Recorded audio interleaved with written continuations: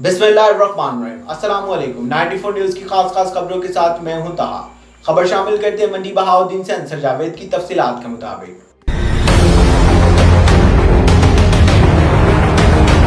एक अफसोसनाक खबर से आप लोगों को आगाह करते चलते मंडी बहाउद्दीन बदबख्त बेटे ने फायरिंग करके मां की जान ले ली।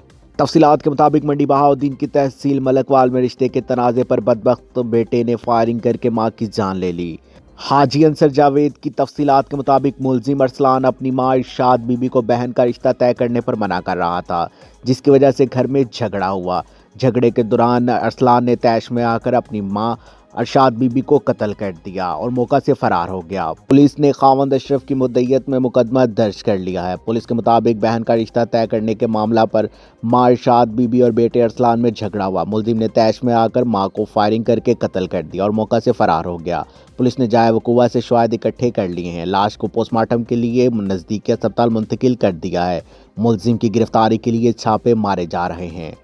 हाजी अंसर जावेद, 94 न्यूज़, मंडी बहाउद्दीन। अब तक के लिए सिर्फ इतना ही। मजीद खबरों और अपडेट के लिए 94 न्यूज़ के साथ रहेगा। अपना ख्याल रखिएगा। अल्लाह हाफिज।